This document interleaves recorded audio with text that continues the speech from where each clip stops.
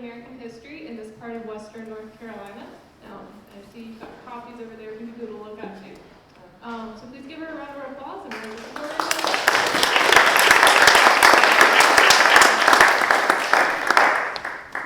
Because there are so many different wood this, wood that, it's Woodford, Ann Woodford. I'm just going to jump right in because I've been told I have about 45 minutes. So let's see if we can hurry up and do this. Okay. Can you hear this? Yes. Okay. I write my words because I don't want to forget what I'm saying. I've already cut it back about 200%. I create art, books, I talk to make the invisible visible. And I'll say that again, but meaning that in this region, it's no more than 1.8% African American people, so we seem invisible. And we are not invisible by any means. So I'll just start right out, and afterward I hope there'll be a few minutes left to help answer questions if you need it. I want to thank Darcy Holdoff she's the program director here, for inviting me to be with you today. I'd like to say that the folk school has for many years worked with people in communities to help reduce the barriers and build understanding across lines of race. In 1998, when One Dozen Who Cared was getting started, David Rose, the late David Rose, who was an ethnomusicologist and folklorist here at the folk school, joined us for our first community event, which was called When All God's Children Get Together, a celebration. Well, it goes on. It's a festival that we held in Andrews. Is there anybody here who attended the festival in 1998? Oh, you did. Fantastic. It was in Andrews at the Cultural Arts Center. So it is impossible to tell all these wonderful stories, the intricate history of African Americans in these mountains in this little 45-minute time period. So I want to make visible just a few of the people, places, and stories that I have noticed have been overlooked so many times in the history of Appalachia. Some of what I tell you can be difficult to hear, but it's my responsibility to tell the truth. This is not only a story of hardship, it's a story of faith, family, education, music, love, achievement, and survival. A young mother, I don't know if she's here right now, but Kristen George, she is here. Hey! She wrote, "This idea that you can't love your country and tell the truth about its history is bonkers. A country doesn't become stronger by pretending away slavery, genocide, racism, colonialism, and injustice. It becomes stronger when its citizens are willing to confront those truths, learn from them, and do better." I love that. Thank you, Kristen. Poet Frank X. Walker gave us a wonderful word, Afro-Latin. Afro-Latin, African and Appalachian. That word challenges the idea that Appalachia belongs only to white, Scotch, Irish, and Cherokee people. We were here too. Despite the loss of our records, many of our records, buildings, and so many of our elders, enough still remains for us to give our future generations a place to start. Today, I want you to see us. I'm going to try to make this work. Oh, it did, it moved. Before I tell you about African American history in these mountains, I'm going to go back. Let me see if I can go back. Okay, there you go. I'm learning while I'm standing up here. Before I tell you about African American history in our mountains here, I need to tell you where I stand in that history. I was born in Andrews. It was a cold day in January in 1947, the same year that the aliens landed in Roswell, New Mexico. When Mama went into labor, Daddy panicked and he ran through the deep snow to the midwife who had helped bring him into the world. Her name was Aunt Tim Hyatt. Being elderly, she couldn't trudge out in that snow. It was deep and it was very cold outside. But neighbors heard Daddy's cries, and folks like Paul McKinney, Elmer Moore, Robert Hyde empathized with Daddy. They suggested calling on Buck Holland, a white neighbor, with a taxi cab. He immediately complied, but the snow was so deep and the road in the black community was not cleared. His car just pushed the snow in front of him. The men picked up the car and carried it up the alley, helped Mama into the car, and carried it down to the cleared road in the white community. I was the first baby born in the Rada Van Gorder Clinic, which was the first hospital in Andrews. Mama said she was treated like a queen. She had worked for both doctors, and they really treated her well, she said. Buck's wife was also going to have a baby, and when she had a baby girl, they named it Margaret Ann after my mother. Well, these are my people, and what you're looking at on the screen right now shows slavery. It shows people who were enslaved. But we move on, and there are so many times that hopefully you'll hear me speak again that I can go in depth a little bit more about this history. These are my people. See if I can move on over to the next slide.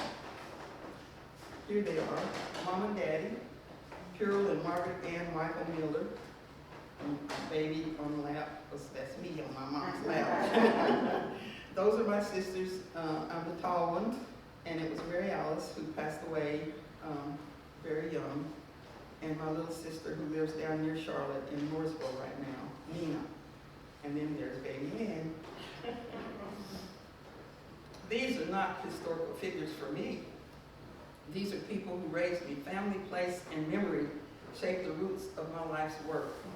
Eventually I really understood that if people like me did not preserve the stories of ordinary families, many of these stories would just disappear. So, my own education tells you something important about segregation in these mountains. I attended Andrews Colored Negro Elementary School. When I finished there in 1961, there was nowhere locally for me to continue my education beyond 8th grade. The school in Texana went only through 10th grade, and it was too far to travel to go to Murphy. So at 14 years old, following the footsteps of my father's younger sisters, I left home to attend Allen High School, a black girls' boarding school in Asheville. That was a hard thing for a child. I cried when my family left me there, but Allen opened a larger world for me.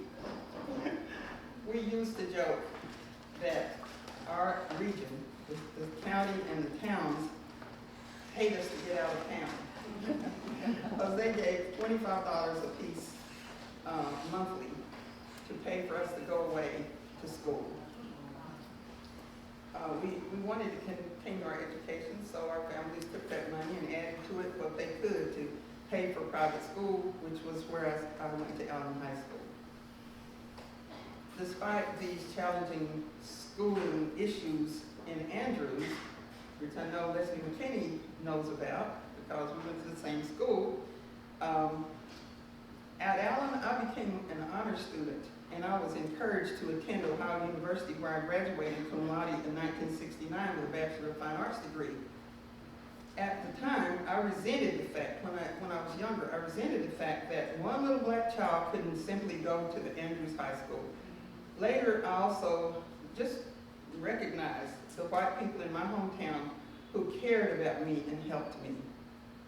That was important to my understanding that our regional history contains pain, but it also contains meaningful interracial relationships.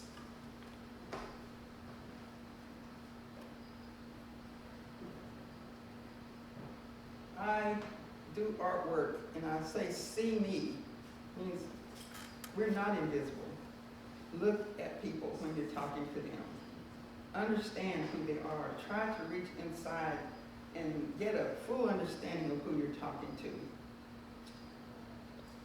Eventually I realized that I was doing the same thing with my paintbrush that I was trying to do with my writing.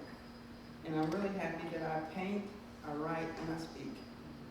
I call this body of work that is represented, I call it black in black on black, but that painting is not shown on this slide. It is, for those who've seen it, it's called He, and it's a big painting of a man looking straight at you, and you can't help but see him. Portraits can make people visible, remembered, and seen. These faces say, see me, I was here, a life mattered.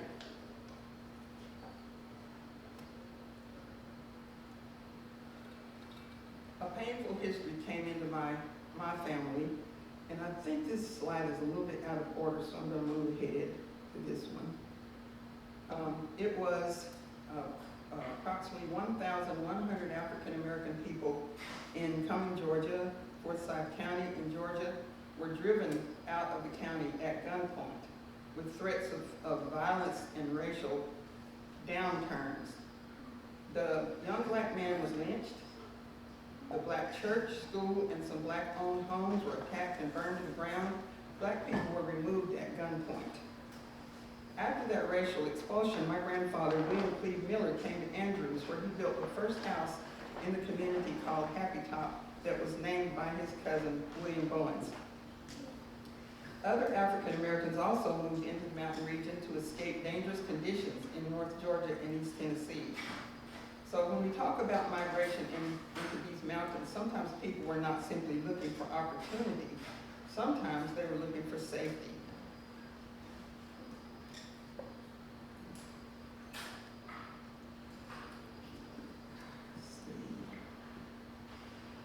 I'm sorry that my slides might be a little bit out of order here. But we can't discuss African American history and heritage without addressing slavery. And so we can go back to that slide, but I won't move back, that we saw the slaves on. Two slave women, both were from Murphy. One of them was with the Dickey family, and the other one, what a friend of mine had given it, her name was Aunt Till, and she lived through the 4 generations of the Dickey family. Is there anybody from the Dickey? No, don't say it. I'm not trying to embarrass anybody. But they took the lady up to Texana, is the story that I've been told. And from there, there's no history of her. So I don't know if she's buried up there or if she moved to another state. So there, when we talk about African American history and heritage, you can't help but talk about slavery, black codes, Jim Crow. Those are part of our history.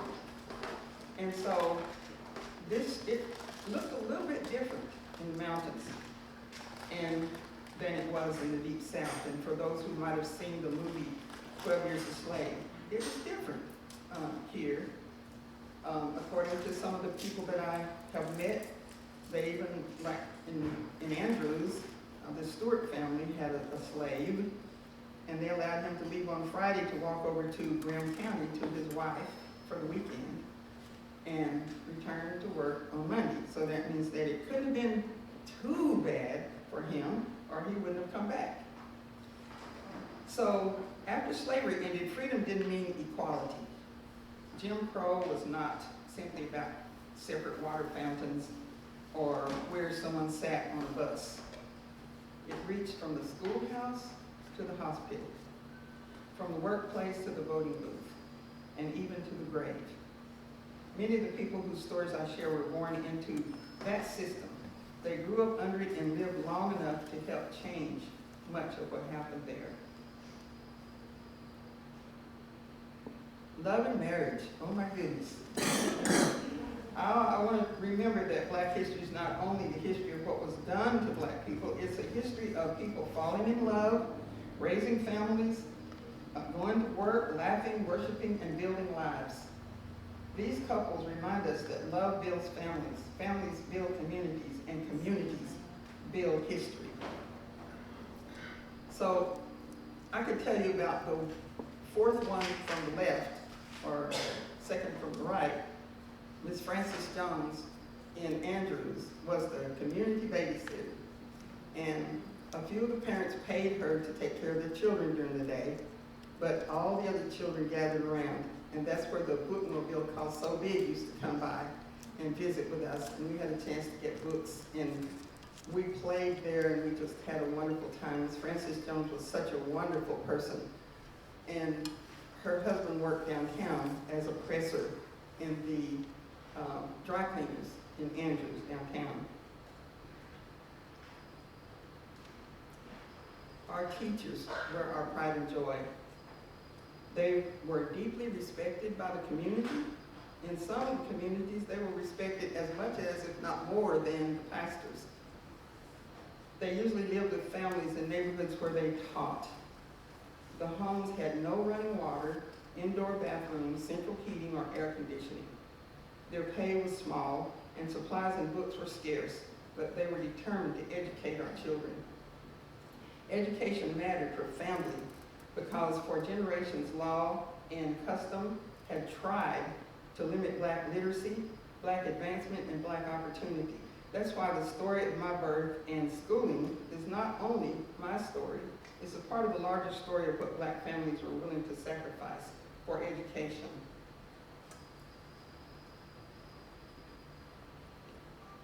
These young, ahead one more. These young men helped to change our communities. Great sportsmen made integration easier in Western North Carolina. Leslie McKinney, who's here today with his wife Marietta and their grandchild Ava. I'm happy to see you here. He was a star defensive back and tailback who helped lead Andrews High School to the 1967 Smoky Mountain Conference Championship. Keith Jones, Bobby Lewis, and Clayton McKinney were also part of a tradition of athletic excellence by Black youth. Sometimes integration happened because a law changed, but sometimes attitudes began changing because young people played together, traveled together, won games together, and learned that the person beside them was simply their teammate. Athletic excellence helped open doors and change relationships in our communities. For generations, the Black church was often the spiritual and social heart of our mountains. This is a collage of all the Black churches that I found back when I wrote the book, When All God's Children Get Together, and produced it by 2015. We don't have all these churches anymore because some memberships have gone down so much that they've closed. So it was a place for worship, for education, leadership, fellowship, political discussion, and mutual support. The special glue that held us together was our music, especially the singing. My mother, Margaret Ann Miller, was an angelic singer who could bring down the spirit with the very first note that flowed from her heart. At my church, Christy Bell McKinney and her sister Viola Dorsey sang heartfelt teaching songs that I believe had been passed down through generations. Some words: Paul and Silas, bound in jail, had no money to pay their bail. Keep your eyes on the prize and hold on. Hold on. They're all gone now, and many old songs were never written down or recorded. There's an old African proverb that says, when an elder dies, a whole library burns down. As our elders pass away, I'm increasingly aware of how much that means. It disappears. Our lives can disappear. Our voices, their songs, their stories, and their ways of knowing. Part of my dream is to see young people gathered at the feet of elders. Glad you're here, Ava. Listening to stories about how we got over, and then carrying those stories forward. The old song says, how we got over, oh my Lord. And my soul looks back and wonders how I got over. So it'd be nice if all of you were singing that with me, but we'll go on for right now. That's a part of what I'm trying to preserve, not merely names and dates, but voices. Can we try it again? Because we want to sing with you. Okay. Would this work? We didn't know. It's how I got over, oh my Lord, and my soul looks back and wonders how I made it over. Yay! You are good. What can you say? Yeah, let's see. Okay. So, small communities can produce remarkable people. We're looking here on, I guess it's the same for you, but on the left side is Carl Pickens. He was born in Andrews and raised in Texana.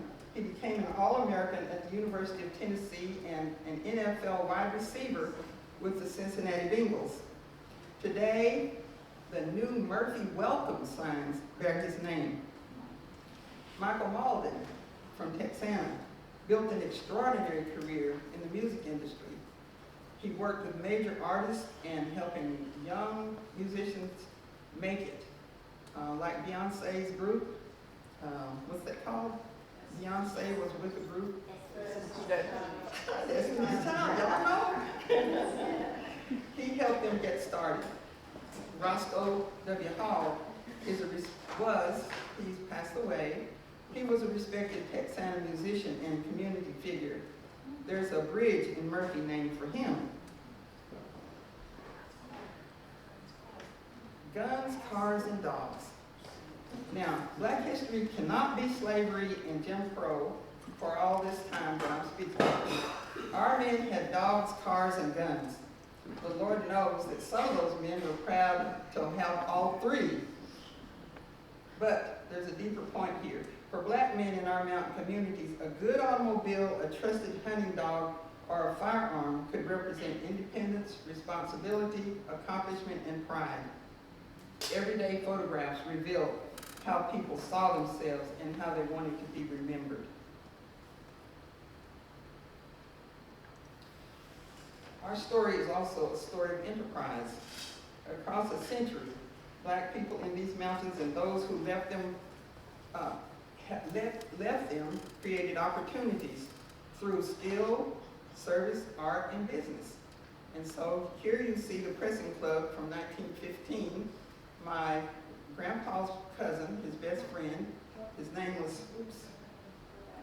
see if I can go back. Let's see how I can go back. Forgive me, y'all. Oh, wait. Oh. Go back some more. Oh, my goodness. How did I do that? I'm sorry, but I'll explain it anyway while I'm trying to do two things at once. He opened, I want to go back to the, thank you. Yay. He opened a business in downtown Andrews, and until Ruth McKinney Boone came along, there was never another active business in downtown Andrews. Ruth opened Mayaka's Soul and Seafood restaurant. And unfortunately, it closed, but she opened an opportunity for anyone else who was really willing to step up out on faith. So I'm happy that she did that. In the middle is a picture of Esther Roll, who was Good Times, the star of Good Times. She was my business partner when I was in California, and she's holding two baby dolls that I designed back in the 1970s. And in the 80s, we came together and started a business called E&A Global Enterprises. And we sold my dolls nationally and internationally through that business. Different generations, different businesses, but the same tradition of creating opportunities has held strong. See if I can do this. Oh. Come on. I'm going to go forward. Okay, yes.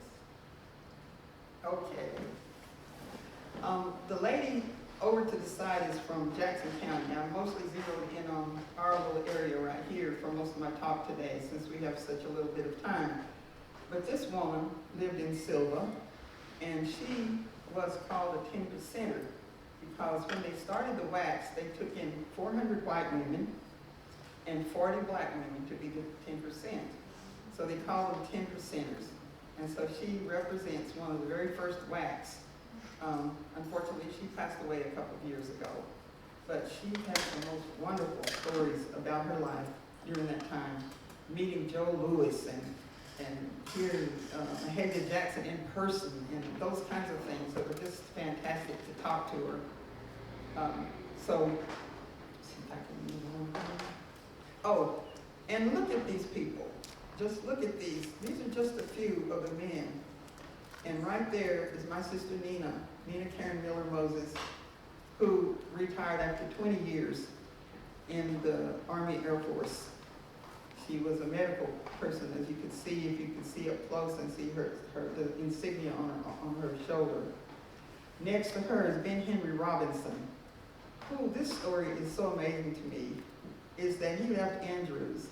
And now, you can think about this, but he served the captain's table on the ship that he served on. That was an honor. At that time, for a black person to serve the captain's table, that was such an honor. And I remember Mama saying that all the young guys were so excited because Ben Henry was coming to town. He had on his white Navy outfit, and he came in. And Mama expected this tall, real handsome guy, you know. And here he comes, a little short guy, walking fast up the road, and all the guys hollering, Ben, Ben! Mama said it was really an amazing thing to see that and to see the love. And Ben became, this hurts people when you think about it. He came back home and he ended up drinking, but he was so respectful. I can remember him coming in the house, taking off his cap, and saying, Miss Margaret, is it okay? I've been drinking.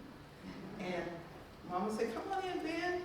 And so in the long run, she would just talk to him about the Lord and everything. In the long run, Ben Henry Robinson was the person in the nursing home at Andrews at District Memorial Hospital who went door to door and talked to the people and encouraged them all the time. My mother passed away. She died one day before she died, if that makes sense. And she told me that she looked up toward what was a window in the hospital room, and who did she see but Ben Henry standing there in a white suit. It just makes me want to cry right now, although tears run down my face, but I'm not necessarily crying about all this. But that was a really wonderful thing, and I can remember his mother, Miss Anna, praying for Ben. And Ben would come to what they call the mourner's bench at church. And everybody would gather around and pray and hope that he would stop drinking. Well, it worked in the long run. Let's see. Okay, now going back to the picture that I showed of my cousin, my grandpa's cousin with the pressing club in Andrews. He altered, cleaned, and pressed clothes in downtown Andrews. In the mid-1980s in Los Angeles is when I did, that was back in 1915. When I worked, it was 1980s, and then Ruth did her work in 2015 in Micah's Soul Food and Seafood Restaurant. So now I want to talk to you a minute about, well, I'll say this before we go away from the veterans.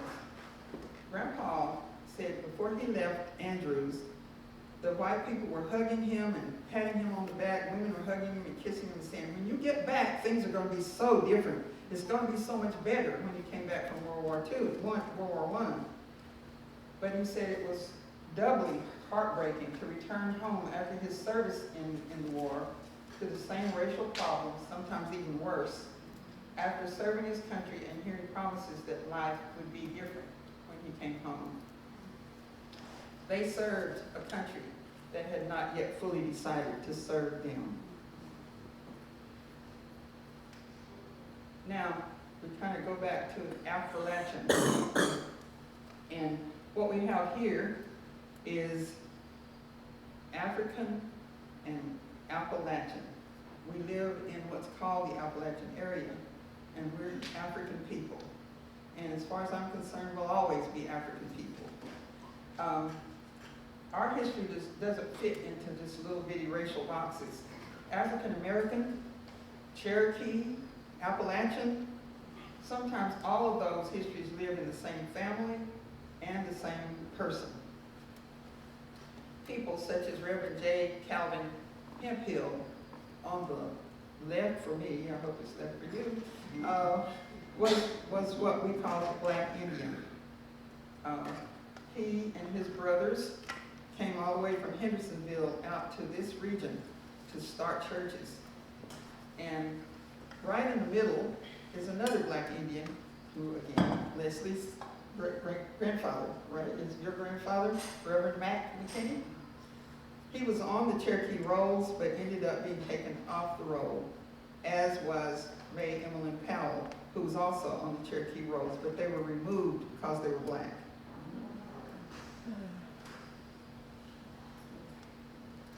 Now, we can sing together again, because love is the thing that is the answer for all of us. We need to love each other. And when voices come together in harmony, maybe people can be in harmony as well. So we're going to make the invisible visible, and we're going to sing together. And these are some words, the lyrics to a song called On My Way to Canaan Land. Now, Canaan Land, during the code songs, was Canada. And so Black people wanted to escape the South. They had to go through horrendous journeys to get to Canada. And then later in history, I learned that even in Canada there was injustice many times. But mostly they could go there for a better life.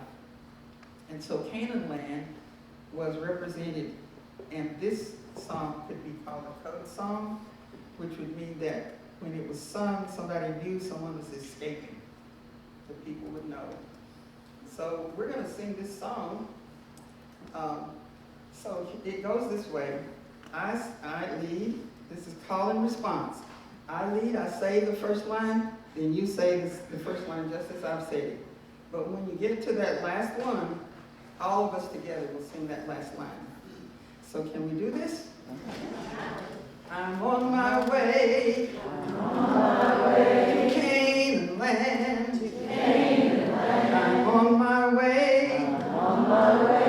To Canaan land. To Canaan land. I'm on my way. I'm on my way. To Canaan land. To Canaan land. I'm on my way. Praise God. I'm on my way. Here's another verse. If you won't go, you won't go, I'll journey on. I'll journey on. If you won't go, you won't go, I'll journey on. I'll journey on. If you won't go, you won't go, I'll journey on. I'll journey on. I'm on my way. Praise God, I'm on my way. All right, give yourself a hand. So, this little bit of historical information that I've given you today is just so tiny. And I have produced a book. Many people in here have this book already. I'll hold it up so you can see it. It's available on Amazon. And it's available there, and I only have 3 copies. So if anybody wants one today, you can get one from me here. It's called When All God's Children Get Together, a celebration of the lives and music of African American people in far western North Carolina. So it began as a vision for me to document and celebrate the church, the people in the churches. And I just want to say that it ended up here that I have got my pages out of order a little bit, but I love it that we sang together. And let's see if I can do this. Okay, so it's gone all the way back to the front. What happens is that there were some women in the church when I was young who used to pray so beautifully. And as children, we really loved to go to church because you could sing, you could pray, you could watch people running up and down the aisle shouting hallelujah. And so it gave them an opportunity. And so I will close with these words that for some reason I don't have the sheet that I was going to use. But Miss Esther Bowens was our Sunday school teacher. And she used to say, and when I've done all that's assigned my hands to do, and I can't do no more, please give me a peaceful and happy hour to die. In Jesus' name I pray. Amen. So I will say thank you all for being here. I appreciate it. And if we have a few minutes, I don't know if we do, okay. We get a few minutes, I'll answer questions if you have something.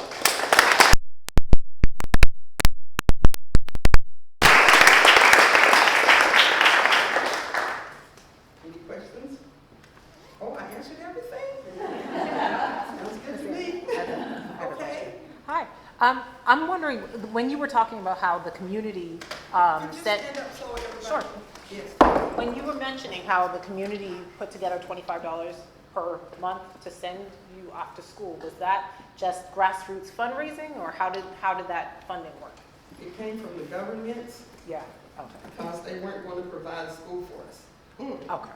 So for me, that year in Andrews, I was the only kid that graduated from 8th grade. So it didn't cost them very much. Wow. Wow, I love it that I answered everybody. Did that $25 cover your expenses? No, it was not really for our expenses as such, unless we moved in with a family and they gave $25 to the family. But it was $25 from the town and $25 from the county, which was $50 a month. When I went to Allen High School, it cost more than $50 to go there each month. And so I received a scholarship for the rest of the time.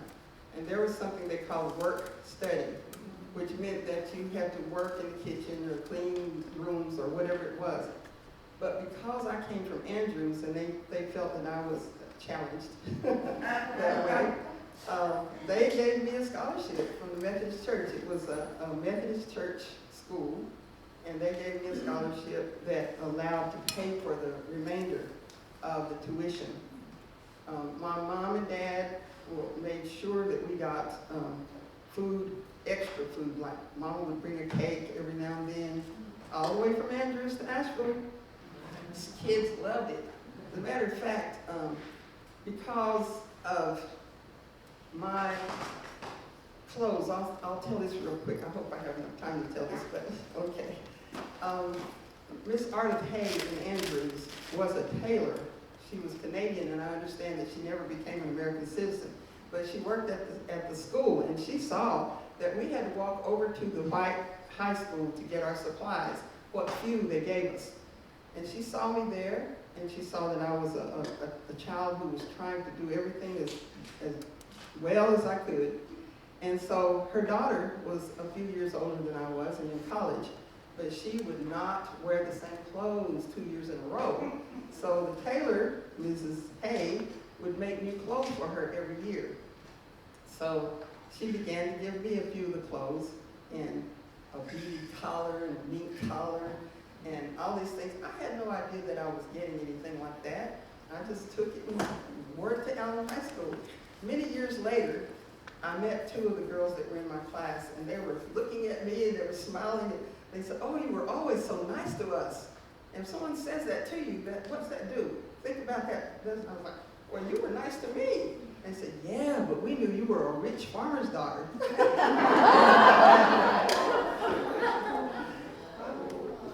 Anybody? Okay. So when did the local community finally get a school? 1965, they were forced to integrate all across western North Carolina.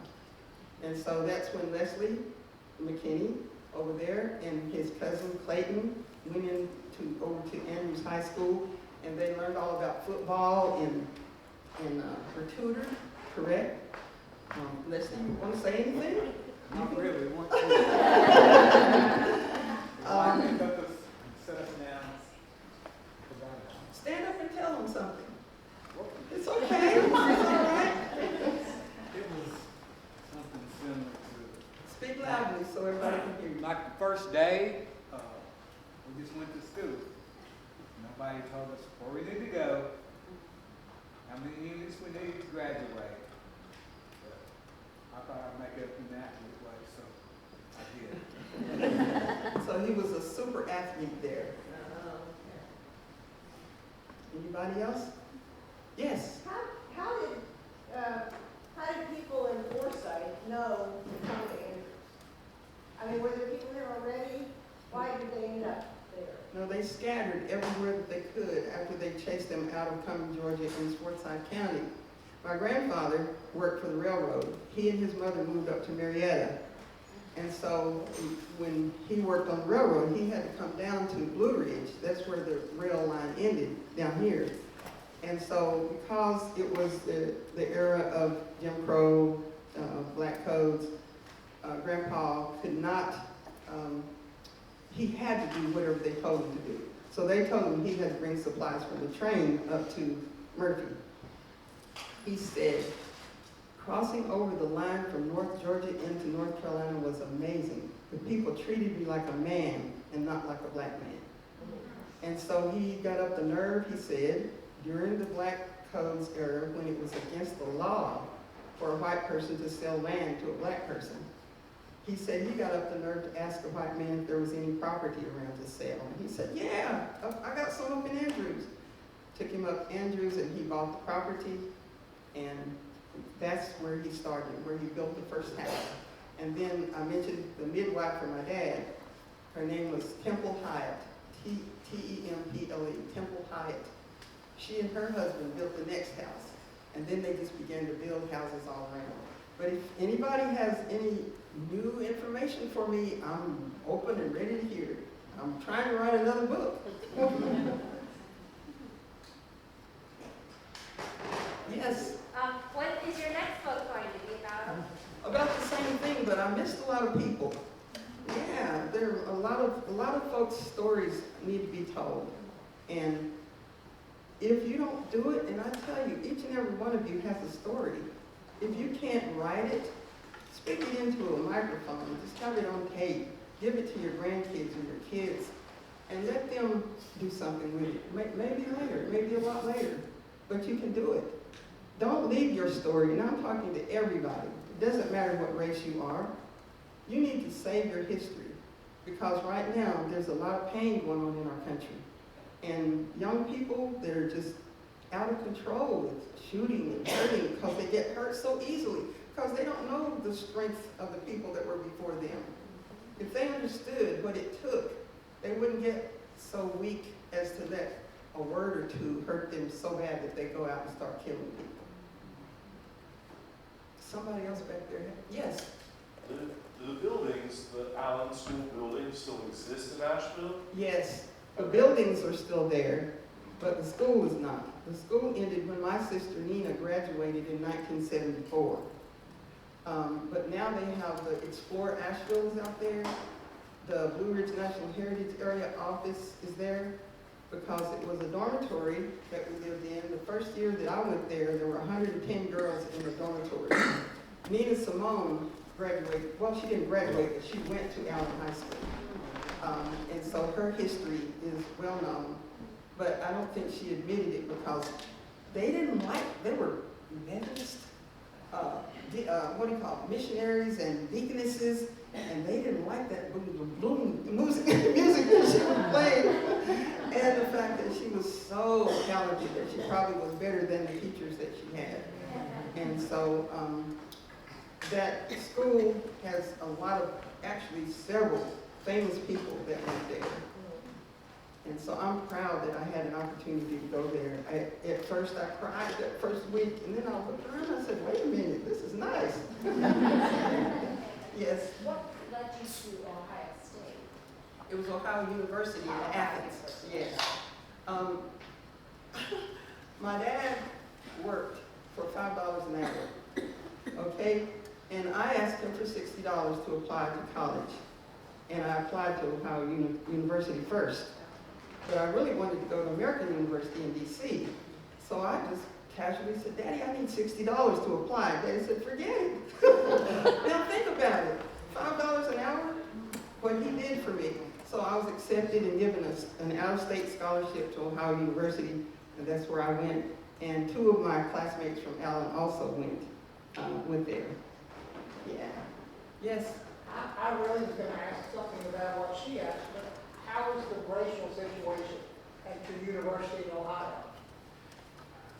There's one thing about me, and it's kind of like I get it from my dad. I don't pay a whole lot of attention to racist people. So the friends that I made, I had a Japanese friend in my class, in my interior design class. I had a Chinese friend who was on the hall where I lived in the dormitory, and a Dutch friend that we were really close, and all 3 of those were women. And then there was a young man from Ohio that was just my buddy. He would call me, we had what they call MIA, movies in auditorium, 25 cents to go to and see a good movie.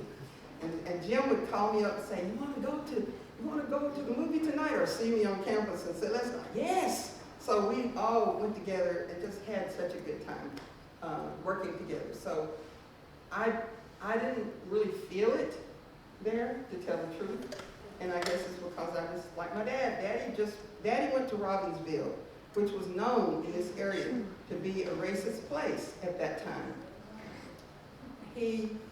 When Daddy died, the woman that was his caretaker set up a Facebook page. Most of the people who write their love for him were people from Robbinsville. He didn't care about racism. He just moved ahead. Any more questions? I love it. I appreciate you. Oh, yes. I wondered if you could do 2 things. If you could tell us a little more about your father and the stature of his life in Andrews, because I remember him a little bit. And could you tell us about the current situation and how you perceive the status of African Americans in these mountains right now? Well, first of all, I wouldn't have written the book if it hadn't been for my dad's memories and the fact that he told me all these wonderful stories about what was going on around us. When he told us a story about something horrible that happened to him, on top of it, there'd always be something wonderful that came out. So it made it so that, for me, the same thing happened. My dad was well known as an all-around worker. He could build a house from the ground up. And he did a lot of roofing, and they call it tree trimming. His main thing was butchering hogs. And I had a time with him because for a long time, he charged $6 to butcher a hog, whether he did it in Andrews or went all the way to Robbinsville. I said, Daddy, you can't do that. You got to pay for that gas or whatever. So finally, before he quit butchering hogs, which was the most famous thing for him in the region, he was charging $20 a hog. So hey, that was a real good thing. I can't really speak that much about how the situation is in Andrews for race, but I think all over in Cherokee County, it's better than it is in a lot of places. It's not to say it's perfect and there's no racism, because there is. But if there's anybody in here who wants to stand up and tell us some story or enlighten us about the racial situation, I would really love to hear it. And then I'd like to have your name so I can write you up in the next book. We have a lot of biracial people in our community because of the small population of African Americans. Almost everybody was kin. So you had to reach out across the lines of race to find somebody to marry. And so many of the people in our area now are biracial or multiracial. I don't know if that answers the question or not, but hopefully it does. Any more? just to let you know that I am available to speak to organizations and groups. And if you give me a little more than 45 minutes, I can tell you a little bit more in-depth stories about the people. Did I see another hand over there somewhere? Okay. I have some really, really dear friends in this audience. As you can see, I greeted them when they came in. And so I won't name you because there are too many. It'll take me another 15 minutes to name you. It's great to see you all here. I appreciate you being here, taking out the time from your schedule to come over and hear this story. And there are many more like them. Bless you all. Thank you so much.